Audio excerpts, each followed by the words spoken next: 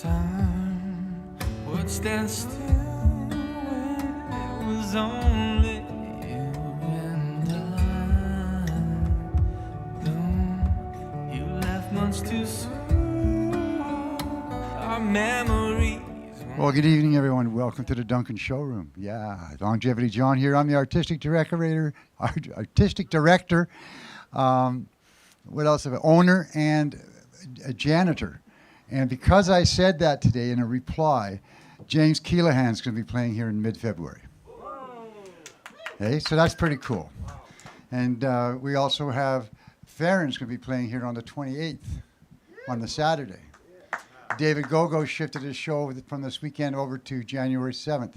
So there's a lot of great big shows coming up, and there's a list back there that you should try and take a look at, take home, and stay in touch with what's going on, because the showroom is going into its 20th year that we've been open, right?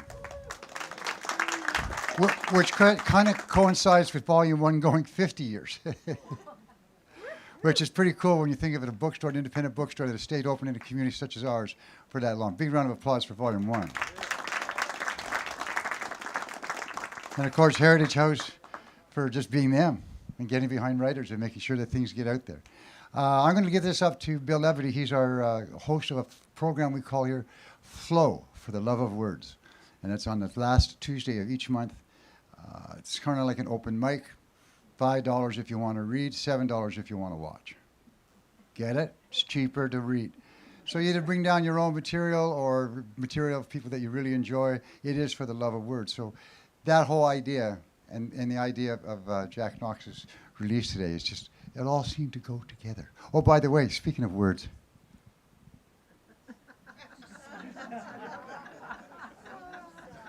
Yeah. Got that at the Art Walk. CVAC had art walks. That's what I'm trying to say too, is that this community is surrounded in the arts. It is bathed, it is covered. It's just a wonderful, wonderful place to enjoy everything that can go on in the arts. I love living here. Here, Bill, you take it over for a while. Bill Levity, ladies and gentlemen, host of Flow. Thank you, Longevity. Thank you, everybody. I think John just did my whole speech, though, so that's good. Less work for me. Flow is about to turn 15 this month. And of course, it was one of John's ideas when we were back at the garage. He was liking the interaction of poetry with music. And so I began to have these reading nights. It's always the last Tuesday of the month. And it's not just for authors. So if you like to read and you'd like to come out and read something from your favorite author, it's a really comfortable space, very welcoming. And usually it's about 5 to 7 minutes for each person to read either something you've written or something that you love. Hence the name For the Love of Words. And one of the tie-ins for Volume 1 is the infamous Kathy Koster. How many of you know Kathy? Of course, yes, very well-known gal. Has been to Flow twice. And she's a great gal. I love her. I've known her for years. And I'm surprised that we haven't done more in connection with Volume 1. Why is that, Melanie? Because we have been doing events for many years. That's right. There's a stall. So as John said, great arts community, and this venue is a great arts venue, not just for music and poetry, but also the Shawnigan Players, who I've been with for 35 years. We're doing the Crucible right here, starting on November 25th. So the acting area is right in the center here, where you guys are sitting. Very intimate, and it's a beautiful venue for theater as well. So I hope you'll come out. It runs November 25th to December 4th. So a great place to see theater. Also, the Dress Rehearsal Tuesday, which is connected to Flow, is for people who play music. Anybody play guitar, sing? Any of you like to sing? A little quiet on that one. Okay. Yeah, you're welcome to come out, and make sure you take a schedule with you and check out all the wonderful shows. And I get to introduce Melanie, who's from Volume 1, and she's going to tell you all about their interaction with this wonderful author that you come to see. Melanie? Thank you so much, Bill. Thank you. Hi, everybody. Welcome. So I've taken to writing things down and reading them instead of going with the flow because I say things better. So bear with me. So on behalf of Volume 1 Bookstore and Heritage House Publishing, we have Monica from Heritage House with us tonight. There she is. Thanks, Monica, for being here.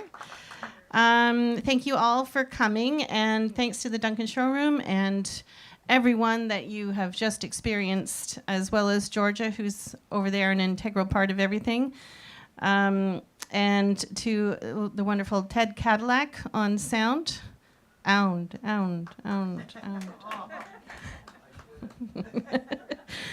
Yeah, we're so happy that the showroom is here and we can all come to it. So please come and see shows here.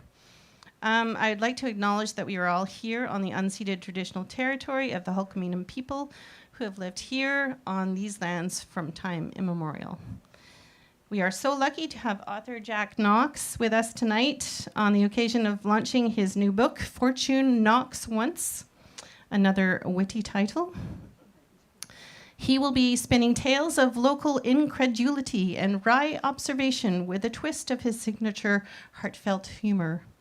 There will also be an opportunity to ask questions later in the evening, so if you hear something or think you would like to ask him something, just speak up in the question and answer period. We'll be able to hear you. This is a good room to just speak up in. After that, if you wish to purchase any of his books, we also have his previous books with us tonight as well. You can purchase them over here in the corner. He will be very kindly personalizing and signing books. He has pre-signed some books already if you don't want to stick around. But if you would like to stick around and get your book personalized, he will kindly be doing that there, and he will also pose for photos. So without further ado, here's our Islands journalist, jester extraordinaire. Without further verbiage, here's Jack. Hi there. Thanks for coming. Wow, this is a great turnout. I did one a while back where 3 people showed up, 2 of whom thought they were at an AA meeting. So this is actually pretty encouraging. Yeah, thanks for coming. It's great to see Monica from Heritage House here.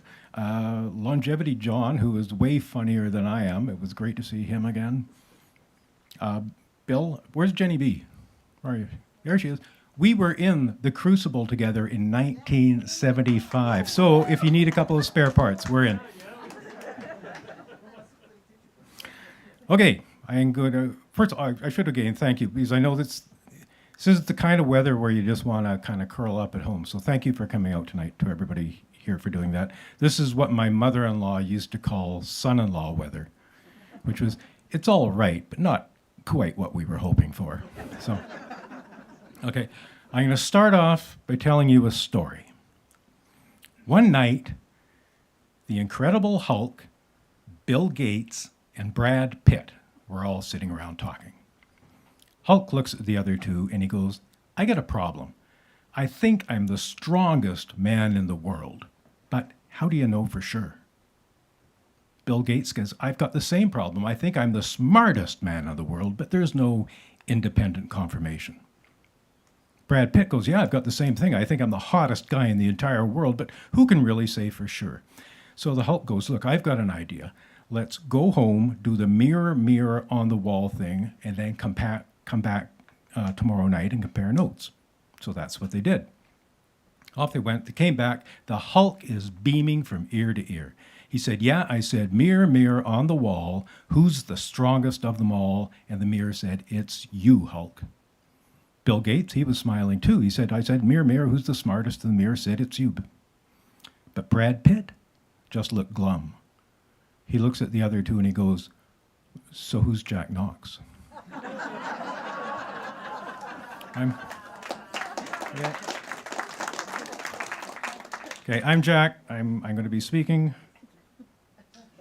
and reading tonight. I'm not bad news, I'm not a great speaker. I'm a newspaper guy. I'm not one of those pretty TV people or those glib radio people. I'm a newspaper guy. We're not great with microphones. This is a true story. My newspaper buddy, Carl, with whom I worked at the Regina Leader-Post, was deathly afraid of public speaking, so he joined Toastmasters. And he went to a Toastmasters convention in Saskatoon, and during the evening, he stepped out for a breath of fresh air, and a car pulled up in front of him full of kids, and they said, are you a Toastmaster? And he said, yes. and they bundled him into the car and took off with the tires and car all squealing. And it turned out they were University of Saskatchewan students on a scavenger hunt. And one of the things on the list was a Toastmaster. And they took him to a party, and they wouldn't let him go until he made a speech, which he did. But anyway, this shows that why the fear of public speaking is real and should not be taken lightly. Anyway, yeah, I am a newspaper guy. My wife says I have a face made for radio and a voice made for print, which is okay, because print journalism has given me a pretty good life since I was 19 years old, so roughly 15 years. No, I've been in newspapers for more than 40 years. Started in Kamloops, where I was raised, and bounced around a bit, but I've been at, yay, Kamloops, yay. Go Blazers. Yeah. Oh, Savannah. Oh, you must, okay. I've been at the Victoria Times columnist since 1988, and for the past 22 years of that, I've been a full-time columnist. It's a terrific job. Basically, I call myself a reporter with an attitude, where reporters are fairly confined in what they write. I get to inject opinion and analysis and humor and emotion into what I write. I can try to be a bit entertaining as well as informative. I have a license to duck into the lives of people who are far more interesting, more intelligent, more exciting than I am. I've met premiers, I've met prime ministers, I've interviewed a murderer in his cell, and I liked the murderer. I've done fun stuff. I've been tasered, I've cowered from gunfire. I took a face full of blowhole spray from Luna the whale, which tasted like fish, by the way. I got a phone call from Barack Obama 4 days before he was elected president. I interviewed a porn star in the nude. It was her, not me. And I had Stephen Harper offered to hug me once. Justin Trudeau answered my questions, but his dad just shrugged at me. And John Horgan once spilled a beer on my sister at a lacrosse game, which was like the best day of my life. What else did I say here? Anyway, yeah, it is a great job. I get to write what I want. Some days that's humor, whether that be satire or whimsy, and sometimes I'm dead serious. Both approaches get me death threats from Donald Trump fans, which I take as a form of validation. I did have a Trump guy write me and say, we're going to hunt down people like you and hang you, and I'm going to help build the guillotine.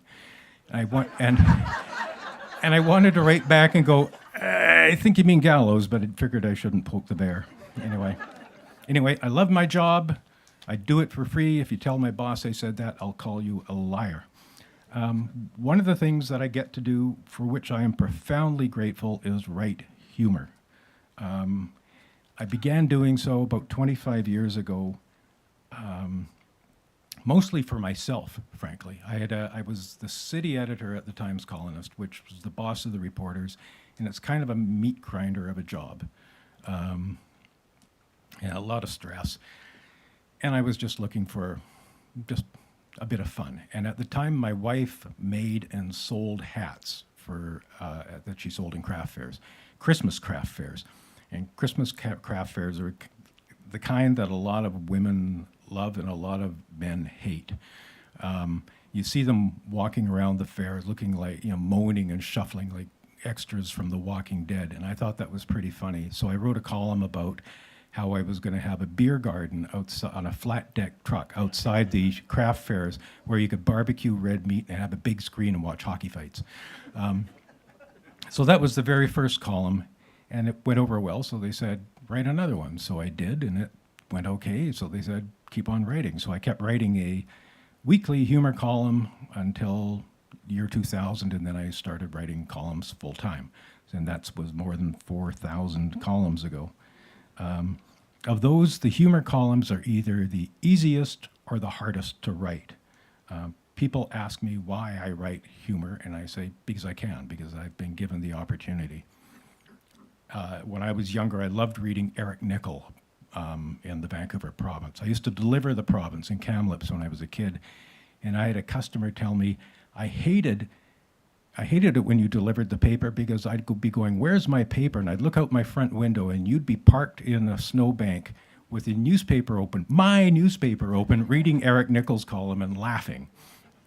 So I loved reading Eric Nichol. I liked reading Jim Taylor, guys like that. I liked the way they made me feel. And I thought, if I can make other people feel the way they made me feel, that's great. A few years ago, my wife and I were walking around Rithets Bog in Saanich, got stopped by a guy who said, I was having chemotherapy in the cancer center, reading your book, laughing my butt off. And he said, everybody else is looking sorrowful and they're looking at me like I'm nuts, but I was having a great time. And I thought, man, that is all the job satisfaction I will ever need. I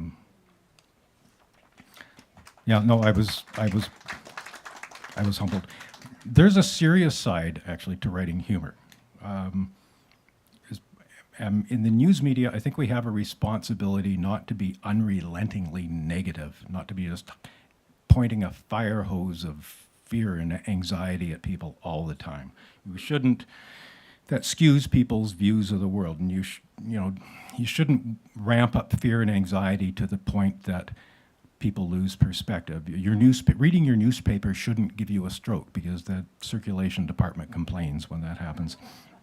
I'm not saying we should ignore the grim stuff or fiddle while Rome burns or candy coat reality, but I am saying we need a balance to show that there's light as well as dark in the world. So sometimes we need to turn down the heat, take the air out of ourselves before we explode.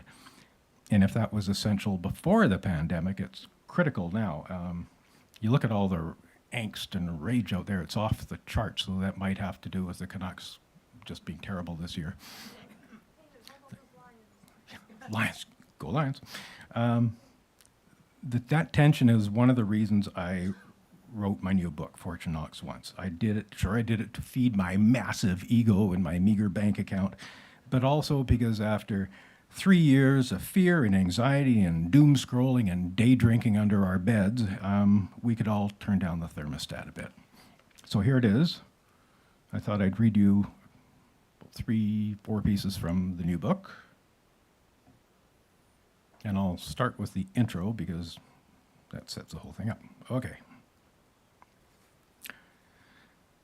One long ago night, I had the flu. So did my wife. So did our infant, who, while writhing in 3 a.m. discomfort, managed to headbutt me in the face, splitting my lip. At that point, it seemed like a good idea, at least to me, to exit the living room and hand off the child to my wife, which I did. And then, nauseated, sleep-deprived, and bleeding from the mouth, I staggered back to the bedroom, flopped down on the mattress, and thought, what's next? That's when I heard the dog in the hallway, barfing. And that, dear reader, is the past few years in a nutshell. Really, it has been one thing after another. So far, this decade has been like the opening to an Indiana Jones movie, hurling us from one crisis to the next until, breathless and dazed, we found ourselves reeling in circles, fedoras askew, masks riding up over our eyes, waiting for a giant rolling boulder to crush us to death. By now, we could all use a laugh. That's all this book tries to do, give you a reason to smile. It won't change your life. It won't give you deep insight into the human condition. It won't offer 10 steps to unlocking your inner you or whatever. It might make it easier to drift off to sleep, so don't read it while driving. Its working title was Island Idiot because that's who I am, a garden variety doofus who has spent most of his adult life on Vancouver Island, slightly detached from reality, or at least the rest of Canada. Much of the writing that follows is from the perspective of, and pokes a bit of fun at, the island in Victoria, though you don't have to live in dysfunction by the sea to get the humor. Most of it falls into the category of social commentary or unmitigated piffle. Just take your pick. Fortune Knox once is similar to my previous books in that it is based largely on my columns in the Times Colonist newspaper, albeit tweaked and updated and smooshed together where appropriate.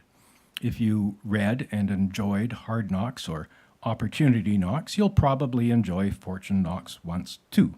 If you didn't like those books, I would suggest buying this one for someone you loathe. The subject matter is all over the map. the lost art of handwriting, the sexiness of the Canadian accent, phone addiction, the rogue cow of Machosen, ugly trucks, ugly people, a parody of end-of-school announcements, and a letter to Prince Harry. There's a piece on Canada's growing waste problem, as in garbage, and another on the problem of Canada's growing wastes. Wait until you get to the chapter on Pi Day. It's possibly some of the best math-based humor you will read all week. I'm not going to dwell on the pandemic in these pages. COVID is like the Trump era, impossible to ignore, but we're all tired of talking about it, even if it was a goldmine for humor. I grouped together a dozen pieces on plague-related topics, the dog shortage, doom scrolling, and the time I dropped my credit card into the salt chuck while trying to take my face mask off. But otherwise, the coronavirus appears only in brief glimpses, like a mustache-twirling villain occasionally creeping onto the stage in an old-style British pantomime. I rant a bit in places because doing so always makes me feel better, and I also engage in the odd flight of fancy. My old pal Buck the Urban Deer wanders into the book in a couple of places, leaving muddy hoofprints on the pages as usual, because deer are pigs. So does Jesus Christ, hiding backstage at a school concert. So does a fictitious version of my wife. Now, people ask me if my wife is actually the unsympathetic character I sometimes portray her to be. No, I reply, she's much, much worse. Really just awful, but don't tell her I told you so. It's a lot more fun reading that out with her in the room, by the way. Also included are a couple of stories about people whose lives and deaths might make you feel sad and good at the same time. Those stories aren't humor pieces, but it isn't always humor that makes us smile. Anyway, I hope you enjoy Fortune Knox Once as much as I've enjoyed my own good fortune. I've been in a privileged position for a long time, for which I am seriously, profoundly grateful. So that's the intro. Okay. And what's next?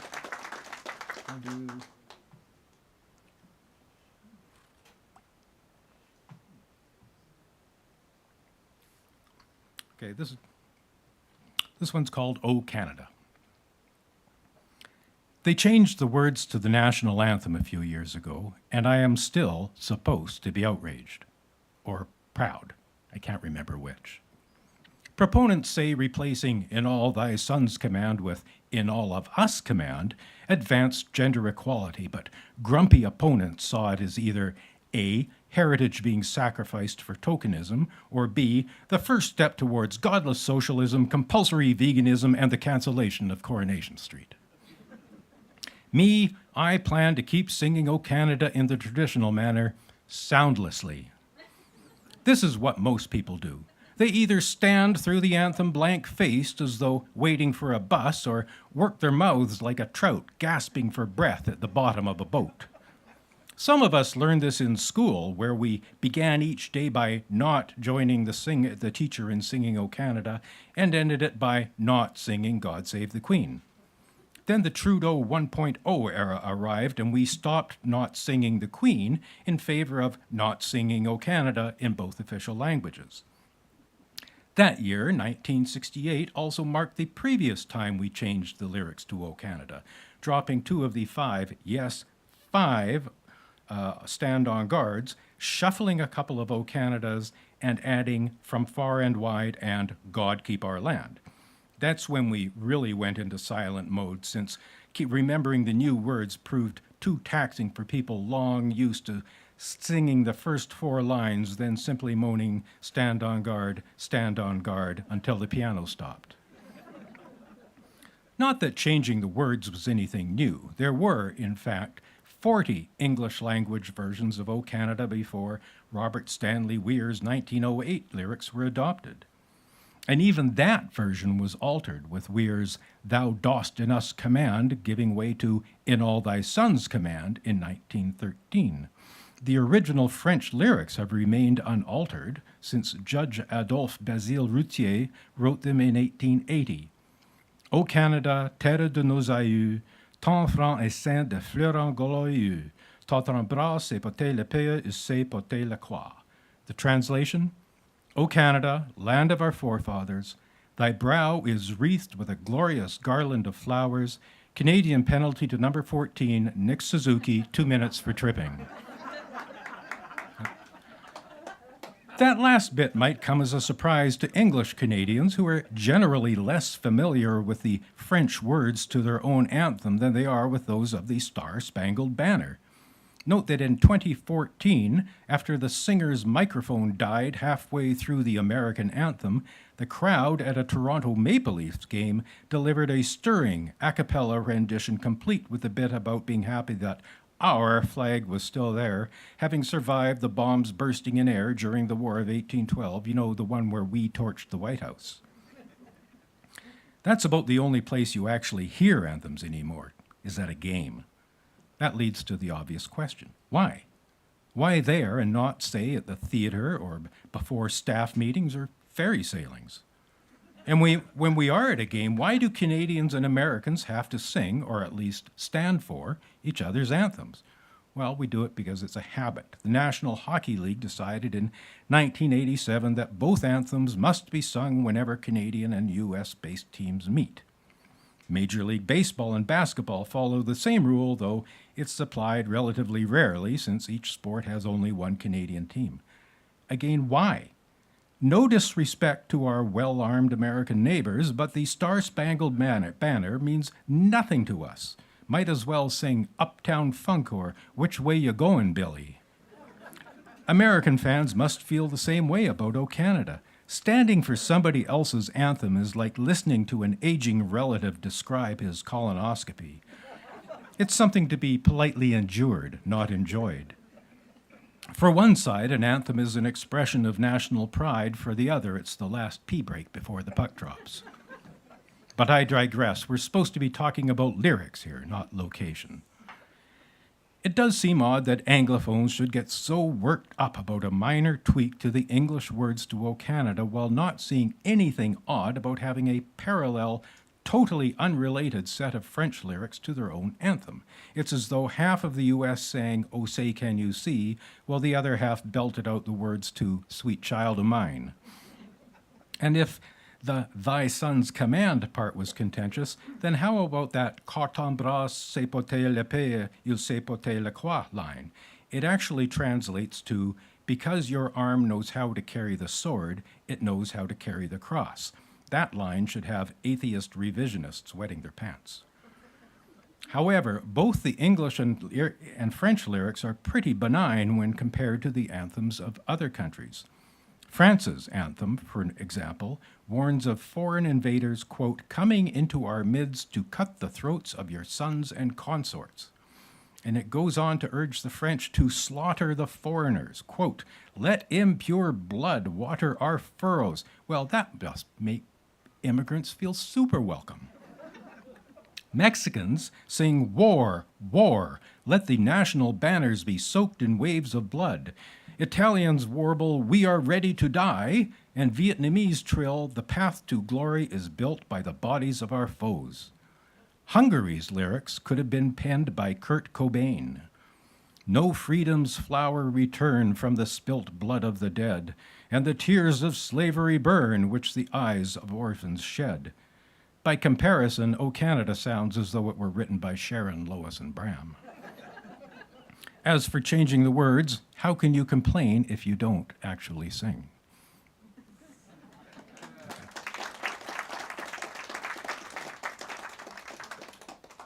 Okay, what are we doing here? Oh, I know. I'll do this one. This one's about because I've actually got some people here who know my mother. I'm going to read the one about my mother. I just came back from Kamloops. She just turned 102 years old. Yeah. Yeah, my sisters and I say there's a pretty good chance that the last two people on earth are going to be our mother and Keith Richards. Anyway, I wrote this when she turned 100, and hence it's called Turning 100.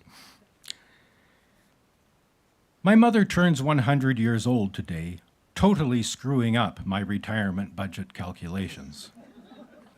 I put her longevity down to stubbornness. She never was a quitter, except when it came to cigarettes.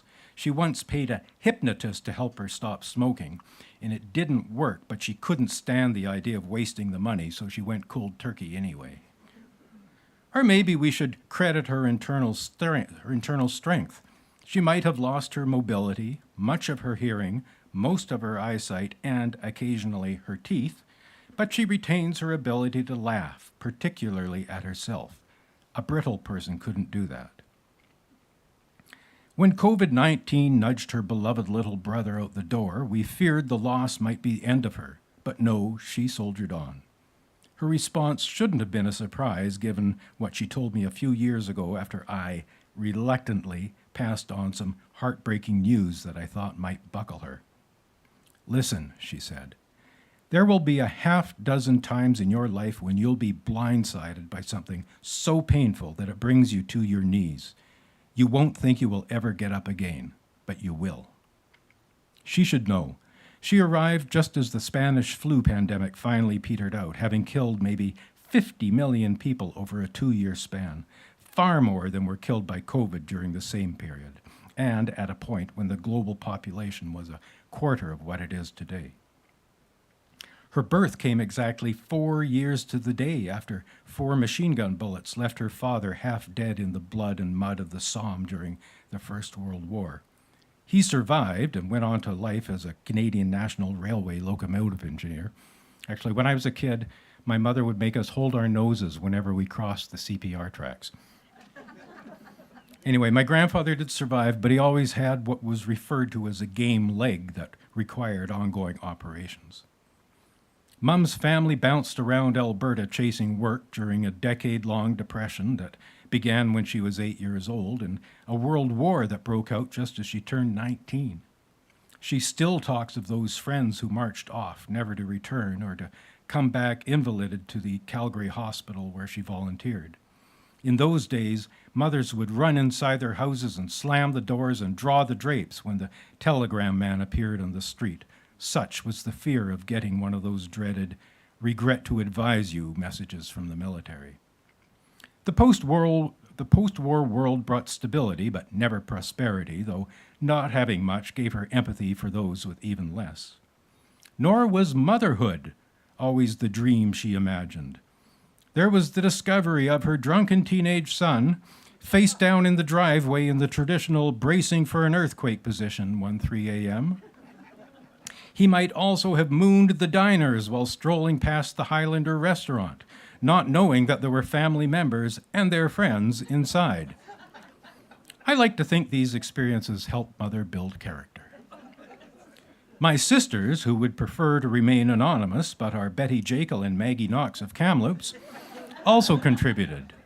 They would wait until Mum was seated in a washroom stall at Woodward's department store, ask her a question that demanded a long answer, then quietly back out the door so that the next woman to enter would be treated to a rambling monologue from the lone crackpot in cubicle 3.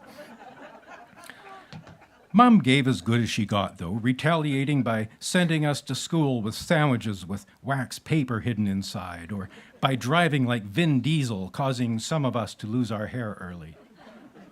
In her 90s, as her visiting children exited her home, she would stand in her window and feebly warble, "Don't leave me," which would cause passers-by to glare at us reprovingly and filled her with joy.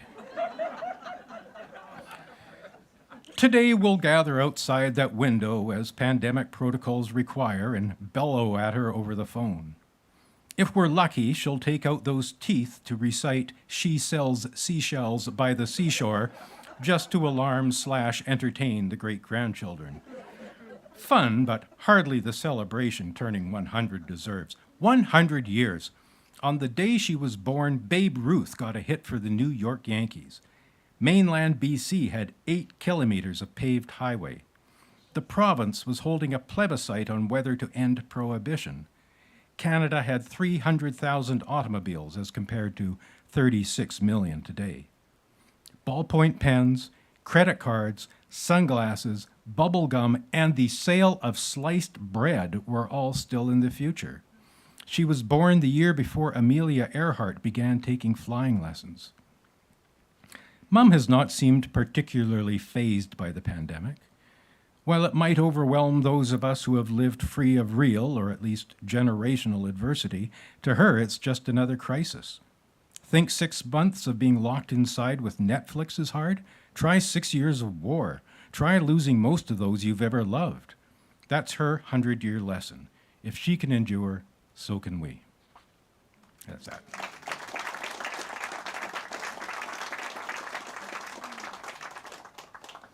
Okay, I'll do one more and then, so think of some clever questions to ask. This one's called corporate. You know where I said I wasn't going to, I was just going to ignore the pandemic? I think I've mentioned the pandemic in every one, so I'll keep it going with this. Okay. This one was called corporate caring, and it came from one of those trends that popped up during COVID.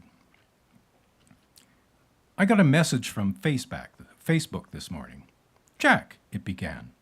We care about you and the memories that you share. Enclosed, thoughtfully, was a photo I had posted 4 years previously. Would I like to make it public again? Now, a cynic would have replied, of course you care.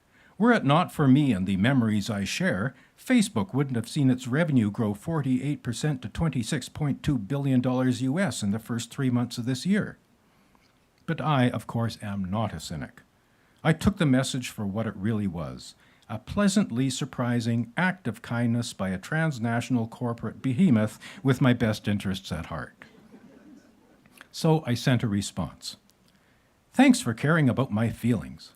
As the pandemic stretches into a second summer, emptying the calendar of the events with which we normally fill our days, I realize my existence is a hollow shell, devoid of purpose, passion, and meaning. Strip away the polite facade, remove the inconsequential trivia with which we clutter our minds, and the vacuum is ineluctably filled with the great, overwhelming, unanswerable questions about the human condition and life itself. On the other hand, my tomato plants are coming up nicely. Say hi to Zuckerberg. It's nice to have friends with whom you can express yourself freely. Facebook is not my only distant confidant, though. I get earnest check-ins from a whole range of interests who, even while conducting business from places thousands of kilometers away, are eager to ensure that I'm okay. Jack, they write, we hope you are doing well in these unprecedented times. You know what would make you feel better? A new truck. That one came from Ford. Not that this sort of corporate caring is new. 20 years ago, I began getting Christmas cards from an Illinois-based manufacturer of printing-related equipment. Now, I don't know how our relationship began, as I had absolutely nothing to do with the press at the newspaper. Nonetheless, it was comforting to know that while others would drift in and out of my life, I could at least count on my old pals in Illinois, whose cards would arrive with the dependable timing of one of the company's own 3-stage compensating stackers. I would also get personal Christmas greetings from politicians I had never met, though none went as far as Paul Martin, who, as federal Liberal leader in 2002, took time out of his busy schedule to send a card to a dead golden retriever from Saanich that had somehow made it onto the party's membership list. The dog also received 2 invitations from the BC Young Liberals to attend functions at the University of Victoria, which was a gracious gesture given that Greg, and that was the retriever's name, wasn't even an alumnus.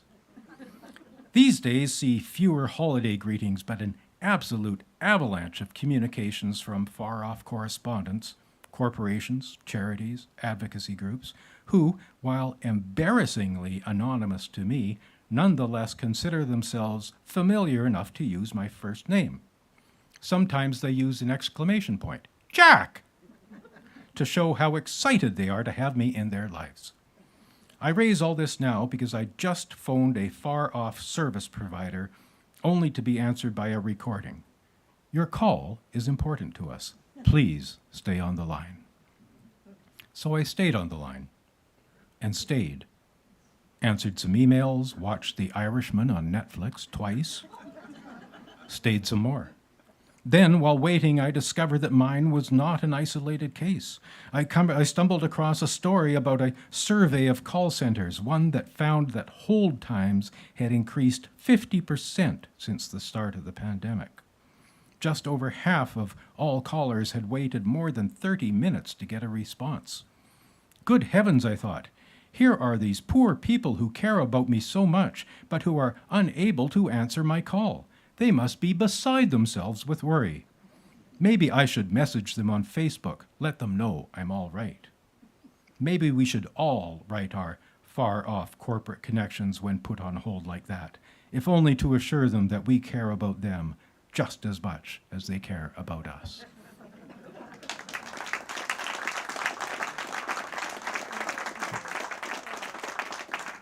Now, as much as I could listen to the sound of my own voice forever, how about you guys take a shot? Like, Questions for Jack? Yes? Do any of your books have your column about the spider that was bench pressing your couch? yes, the question was, do any of the books have a column about the spider that was bench pressing my couch? Yes. Yeah, I think it's the second book, Opportunity Knox. Yeah, So it was real. This one thing they don't tell. I wasn't raised on the island. You come to the island, nowhere else in Canada has spiders with tattoos. You know, it's yeah. Any more questions? Yes. Once long ago, I tried to write a column every week. It was not a success. But where do you come up with the material? Okay. Do you create notebooks of things that happen? The question is, where do I come up with the material for a column? That's the magic of plagiarism. No, usually it's just sheer desperation. There are different types of columns. The columns that are whimsy just come, and they say, where do they come from? I don't know. If you talk to Adrian Rayside, the political cartoonist, we both have the same answer. You'll say, I don't know. But if it's 3 o'clock in the morning and you get an idea, get up at 3 o'clock in the morning and start writing, or in his case, start drawing, because it may not connect with you in the same way in the morning. The other extreme from whimsy is satire. And satire, in a lot of ways, is closer to real news reporting than it is to whimsy. It's the humor in satire is in the gap between how things are presented and how they really are. It's kind of an outsider's humor. You look at the best satirists, and they tend to be people who live on the edges. Like the best ones in Canada right now are Rick Mercer and the 22 Minutes crew, who all come from Newfoundland. Will and Ian Ferguson, who both won the Leacock Medal for Humor separately, and who together wrote a book called How to Be a Canadian, Even If You Already Are One. They come from way up in the north end of Alberta, like right by the territories, looking down from the cheap seats into things that the rest of us take for granted. It's no coincidence that the guy who created Saturday Night Live was Lorne Michaels, who was a Canadian looking at the U.S. So that's satire. So there's satire everywhere, unfortunately, or fortunately for me. Yeah. Since you're employed, Jack, and writing under contract, are there any copyright issues in then freeing up your own material to publish? I got permission. I got the boss drunk, Right. and no, they've been good to work with. Yes. Can you talk about your writing process a little bit? My writing process. It depends what I'm writing. Well, it depends on what I'm writing, frankly. The serious stuff is just a matter of going out. It's just like doing homework. And you go out and you gather information, and then you go, oh, geez, I got 5 minutes to deadline. And you hammer it out as fast as you can.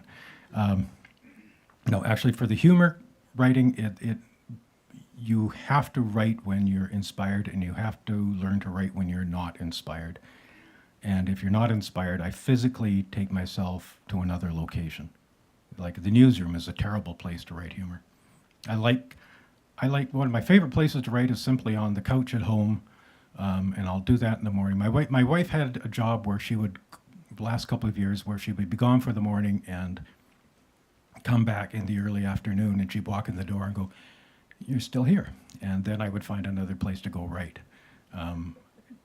But the office would be the last place. Usually I write a lot of columns at a table outside my bike store. Because it's not a newsroom. Yes? Do you have a notebook that you take with you when you're out and about, or a recorder that you can record verbally if you are struck with an idea? Yes, I do. The question is, do I have a notebook or a recorder? I always used to go with a notebook everywhere, and I usually still do, but now the iPhone does the same thing. But it is true. Once you get that idea, jump on it right now. Because you can have the same thought a couple of hours later and it's just dead as a doornail. What seemed funny at the time no longer does.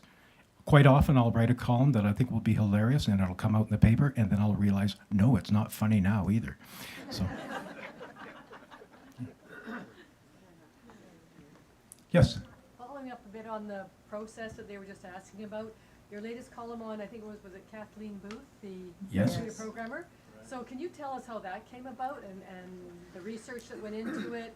And I know you had a book on island personalities, and that was, I love your humor, but I love that one even more. Well, thank you. The question was about, I did a column recently about a woman called Kathleen Booth, who was a computer pioneer in Britain, who died recently at 100 years old. And she got major media coverage in Britain from the BBC and a full page in the Times and a big piece in the Telegraph. And the research through that, okay, I've got my knowledge of science.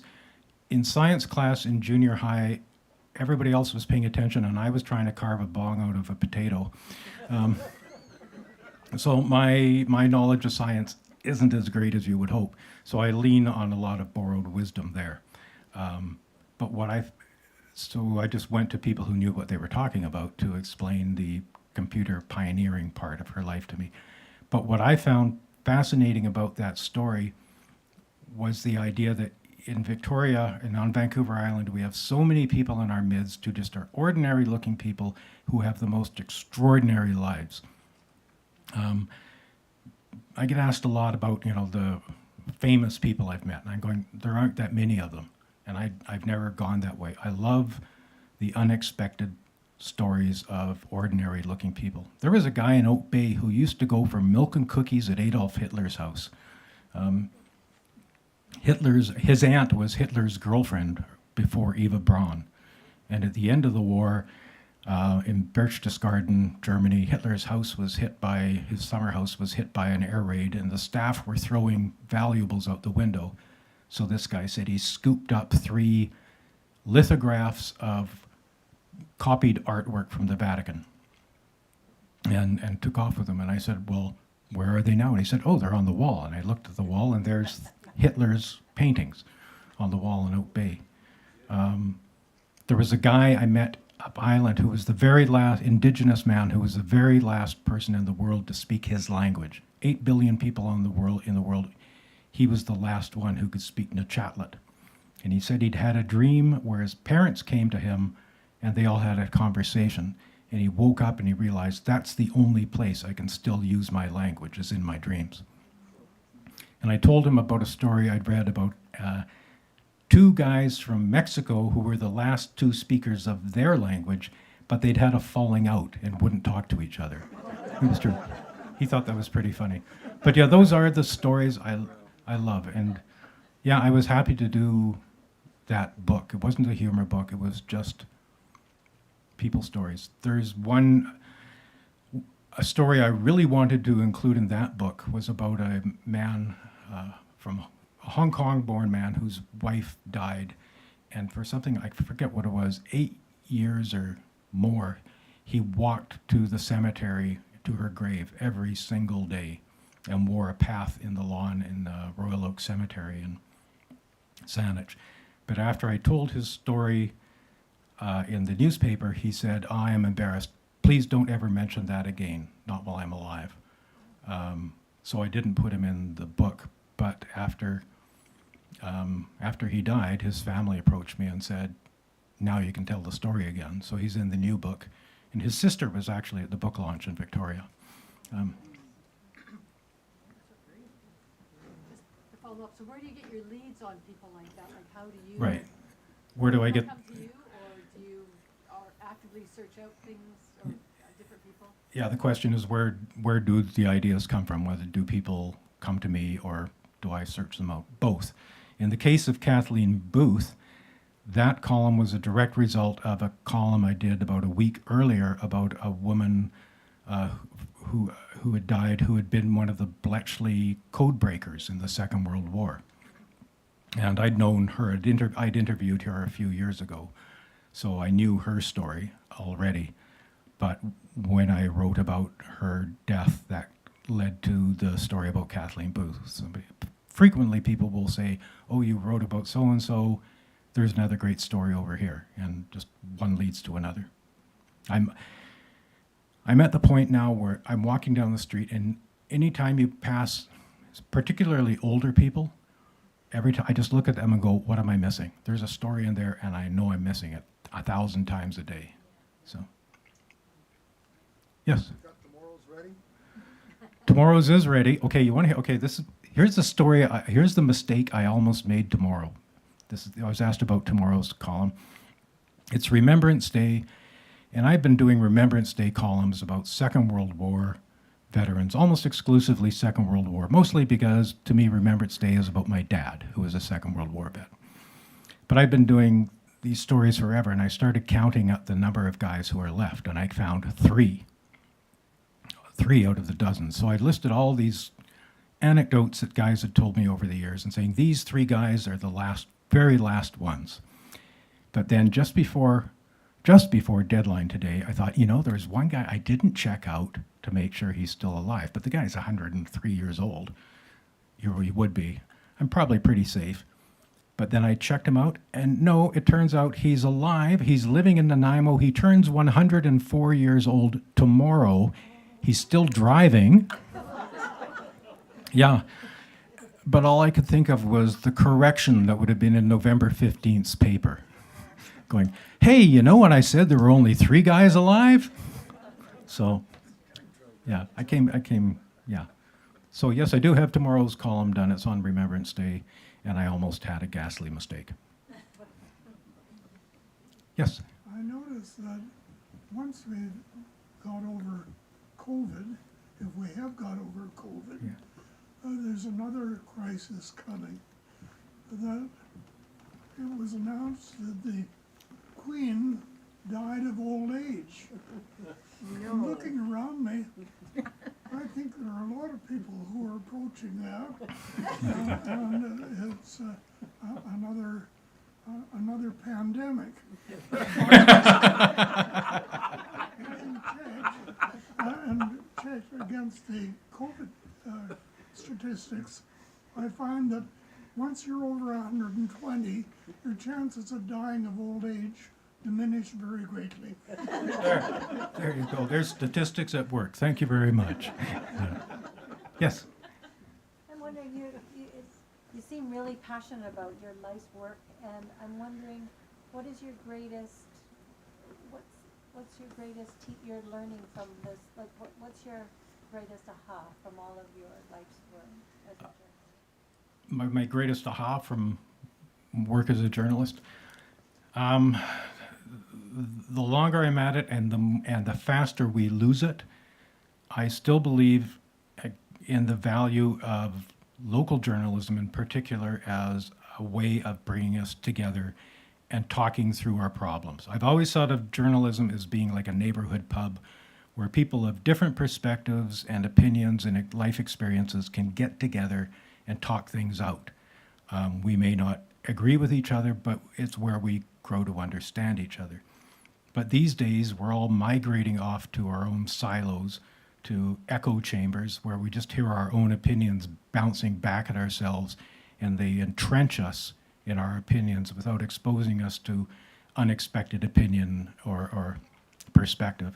And that's how you end up, like, I hate where that's going. I don't want us to end up like the States, where they're got this massive divide where they're like an old couple who've forgotten why they ever loved each other. But so.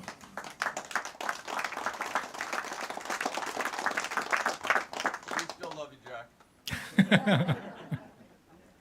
Thank you. Well, Yeah. on that note, perhaps, does anyone else have any more questions they'd like to ask burning inside them? Hamish? What did Barack Obama say to you when he called you? Okay, Barack Obama, he did phone me Halloween 2008. He had an aide from North Saanich, a guy called Marv Nicholson, who was kind of the guy that Obama grew to. He was like Obama's safety valve. He was a guy he would play golf with or shoot baskets with. And all the journalists in Canada wanted an interview with Marv. Marv wasn't doing it, but on Halloween 2008, I got a voicemail from him saying, Barack's taking his girls trick-or-treating tonight. I've got some time. I'll call you then. And it turned out that his mother liked my column. So just to make his mother happy, Marv agreed to an interview. And then he said, Barack said he can give you a couple of minutes if it'll help you with your piece. So sure enough, I get a call from Barack Obama. It's like 2 minutes to talk about Marv. And I say, okay, if you win, is there a job for him in the White House? And Obama goes, yes, of course there is. But the important thing is that Marv find a good woman, settle down, and start having some grandchildren for his mother in Victoria. And you can hear Marv in the next seat going, Barack, shut up, man. Barack, shut up. But I found endearing about that is there aren't a lot of votes in the Victoria Times Colonist if you're running for U.S. president.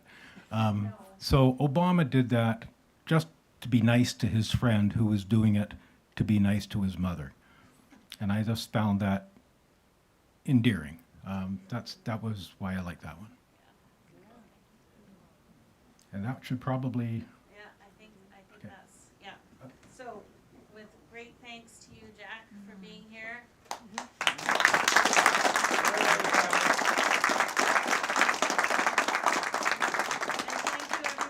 Coming, and yes, if you would like to buy any of Jack's books, they're here, and if you would like him to personalize or take any pictures, he's going to be here. Thank you all for coming, and I hope to see you at another event soon. We'll be having another event on November 23rd at Red Arrow Brewing from 2 to 4 p.m. with Carol Simpson, who has written a new book, Alone in the Wilderness. But her travels on a boat and off a boat in the north of BC. Thanks, everybody.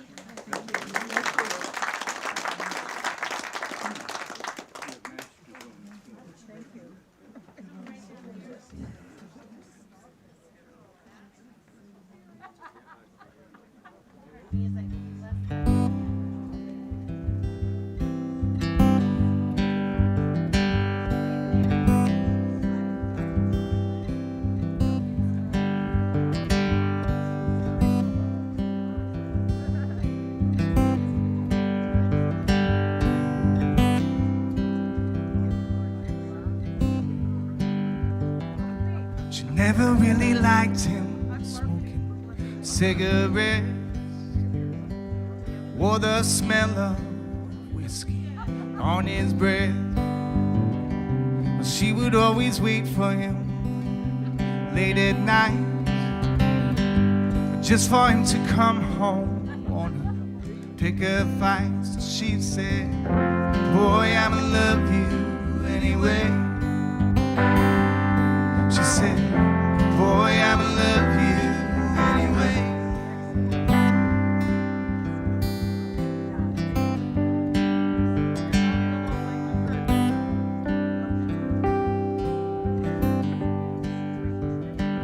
He never really liked her hanging out with Kathleen. Never really knew where those girls had been. She would always ask him to leave on the light, but she belonged next to him in bed.